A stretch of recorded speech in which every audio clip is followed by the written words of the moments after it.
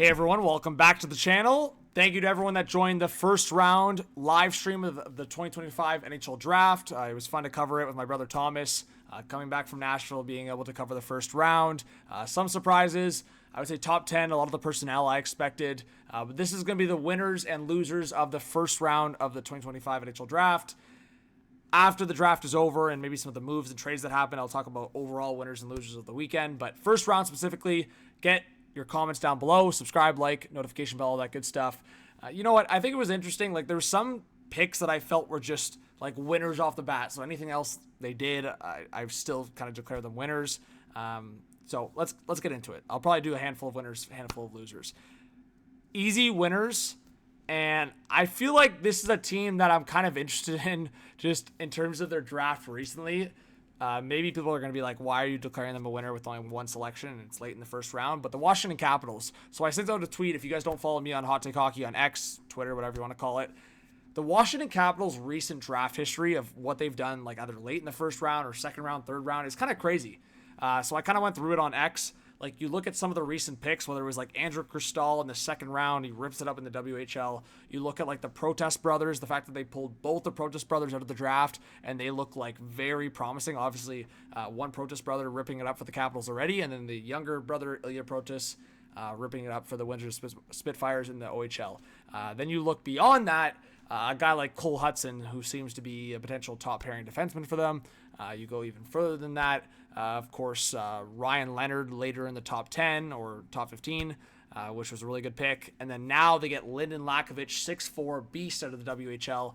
He's looking like he's going to be really solid. Moose Jaw Warriors represent. And they get him late in the first round, whether that was injury concerns or skating, whatever it is. Lakovic is a beast, and they get him late in the first round. For me, I had him as a top 20 talent in this draft. So that's definitely a winner for my perspective of the Washington Capitals. Loser. You know what? I think for me, the Canucks had a lot of guys that fell, and I don't have a problem with Braden Coots. I really don't. I just think Kashawn Aitchison was the perfect fit for me. He fell to that spot. Also, I was just envisioning a potential of Victor Eklund, Elias Pettersson, and LeCarry Mackey as a potential Lion one day. And just, the Canucks usually love their sweets. I understand they went for more of the leader, the character in the room. I get that. And he's a good player. But I wanted the Canucks to go in that direction. So it's all good. But it's hard to say loser in the first round so early on. I love kind of more declaring the winners because I just think the winners are easier to wrap your head around, where losers, I mean, guys could prove you wrong 6, 7, 8 years down the line, right? Another winner for me was the San Jose Sharks. I thought their pick later on was a little confusing because they already have a scare-off in net. So going Josh Ravensbergen, a little bit of a shock, but I just think now they have a secured position in terms of their future. One of those guys are going to work out, and I think both of them probably will. So they're going to have a great tandem one day. And I think the fact that they didn't overthink it and they selected Michael Misa is a W at the end of the day. So Sharks are a win for me. And I'm going in that direction again in terms of the hot take for another winner. I want to do back-to-back winners here. And the Columbus Blue Jackets. This is more so for their first selection that they made in the first round, and Jackson Smith. The fact that Jackson Smith fell to them is such a win. I think Jackson Smith was the third best defenseman in this draft. So the fact that they got that best all-around defenseman for me is great. And then they go Andrianov, the goalie, who I didn't know a lot about, but I'll put it this way. When you have a .945 save percentage in the Russian Junior League and you have basically all the capabilities already, I think that is a potential for a success story. I don't think he's that short either, or that big. He's like 6 foot, 6'1", but he had really good numbers with CSKA, but in the Russian Junior League. So we'll see how that works out. I think the goalie kind of rankings this year was really weird. Like, I had more visibility to Ravensbergen and Jack Ivankovic of the Steelheads, but there's a couple Russian goalies that apparently have some big ceilings, and you can just list them off, right? Shesterkin, Sorokin, Bobrovsky, Vasilevsky, to go down the list. Of course, they've kind of been building that program, right? So in the KHL and the MHL, the Russian Junior League. So I think the Blue Jackets probably know what they're doing. So W there. A team that I thought was a bit of a loser, I'm not going to say that they're an ultimate loser yet, because again, it could bite me in the butt in the long term. But I thought the Penguins had back-to-back selections, and I thought either they're going to trade up or just select two great prospects at the spot. I thought they were going to select Jackson Smith. So I got to say the Penguins are losers for now, because they traded back.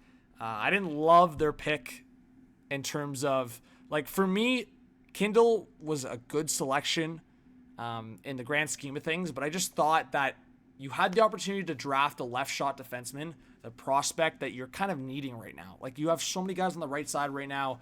Jackson Smith is going to Penn State. You also could have got Kashawn Aitchison, who's a style that you could have benefited from as well. So in that perspective, a bit of losers, but I also like their late first round picks as well. So it's kind of a back and forth for me for Pittsburgh. I like Will Horkoff. I like Bill Zonin. I like those picks for Pittsburgh. So losers in terms of the miss on the Jackson Smith perspective and maybe getting one of those left shot defensemen, because at the end of the day, they went all three forwards with their selections, which I thought was really interesting. Going back to the winner column, I think I'll just list off some winners here. Seattle getting Jake O'Brien at 8, Boston getting James Higgins at 7, and Porter Martone to the Philadelphia Flyers at 6. I know there were some Flyers fans frustrated they didn't get Higgins at 6 when he was there available, but Martone was the 4th best prospect for me in this draft. Higgins was the 3rd best prospect. I don't think you really could go wrong. It was just a matter of position for me. Martone's the bigger presence, also probably the more dominant presence, where Higgins is a little bit more skill, maybe raw skill, but I think you couldn't go wrong there. I think Martone actually probably fits Flyers hockey a little bit better, where Higgins plays in Boston currently and will continue to play in Boston in his NHL career. And then O'Brien to 8 at Seattle. Also had the winner of Buffalo getting Murka. I think O'Brien falling to Buffalo would have been great, but you get the 6'6" right shot defenseman that's mobile. It's the perfect fit for the Buffalo Sabres. So that makes a lot of sense to me. Loser in terms of like what they could have had, Ottawa Senators. I think Logan Hensler's got a lot of potential, so I'm not trying to say that Hensler's a bad pick in terms of his ceiling. I'm more so saying that I think there was like 2 or 3 guys that I would have liked them to get, whether it was Lakovic, Mason West. I'm also a little curious on what's happened with Malcolm Spence here. He's going to fall into the second round. I don't know if it's a skating issue or an off-ice issue. I just don't see the reason why he fell.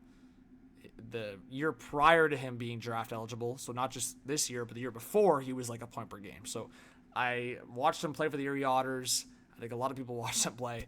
I must be missing something. So loser to the teams that passed on him, because there's always a couple guys that slip into the second round that end up being a steal. I think Malcolm Spence is going to be one of the biggest steals of the second round.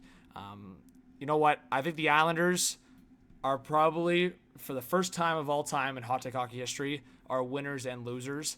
But I actually think I'm flipping a little bit more to winners, because the value they got at 16 and 17 in that Noah Dobson trade ended up being a lot better than I expected. The fact that Victor Eklund and Kashawn Aitchison fell to them, the Aitchison part, the only asterisk I'll put is like they have so many left shot guys in the pipeline or currently.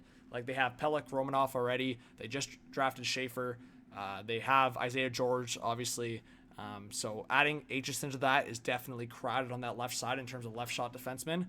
But getting Victor Eklund at 16 is kind of nuts. Like that was a top 7 or 8 talent in this draft for me. And they got Matthew Schaefer as well. So sure, they didn't get James Higgins, the hometown boy. I really wanted to see that storyline kind of come together. It didn't happen. So losers in terms of that storyline being missed and not being able to get Higgins. But winners in terms of the value they got at 16 and 17 on top of getting Matthew Schaefer, a potential generational talent at number 1. I do want to give a shout out to Philly for getting Jack Nesbitt, one of my big risers of this draft. I didn't really like that value per se, but coming out of the draft with Martone and Nesbitt is definitely a win. Outside of that, I didn't really see any other clear losers. I'll just give a shout out to my guy Darkness. I thought St. Louis could have probably traded down. If they wanted like pure scores or just pure talent or best available, they probably could have traded down like some other teams did. It seems like they didn't really go for like team fit. They just went for best on the board, which was Carbonneau at that spot, which I don't think is a bad spot. But I think if they were kind of, I don't know, in an undecided phase, they could have maybe just traded down and got an additional asset because they don't have that many draft picks in this draft. So beyond that, I don't think there's any losers too far past that. Maybe you could argue San Jose shouldn't have gone for the goalie, but I do like the value a lot. And then past that, I think the only one that I'm questioning maybe a little bit is Nashville, just because I think I look at the 3 picks after them selecting Brady Martin, Porter Martone, James Higgins, Jake O'Brien. You even go further than that, Radim Murka. Brady Martin's a risky pick for me. Like, I like the style. He definitely marketed himself well. Right shot guy that can play center, wing, probably center for the Preds. And the fact that they have Brady Martin, LaRue, a few guys that play on the edge, I like that perspective. But the Preds haven't had that first overall pick, and like they wanted that. And I just feel like when we talk about Higgins and Martone, like those are high ceiling type of players, and the Preds could have had either of them. So I understand they wanted the center. Higgins was there, so I guess it's just more of a style thing. But the Bruins benefit from it. So thank you so much, guys, for watching. Give me your thoughts. If I missed any teams or just conversations there, get into the comments and I'll respond. Also Calgary. Sorry, I also wanted to give a shout out to Calgary. Calgary getting Colin Potter at the end there, but also getting Cole Reshney with the value. I got to give a shout out there. But yeah, like I think also Chicago, like the Frondell situation for me, like I'm not going to say Chicago's winners or losers, but I actually do like them taking a chance on Mason West. We'll see.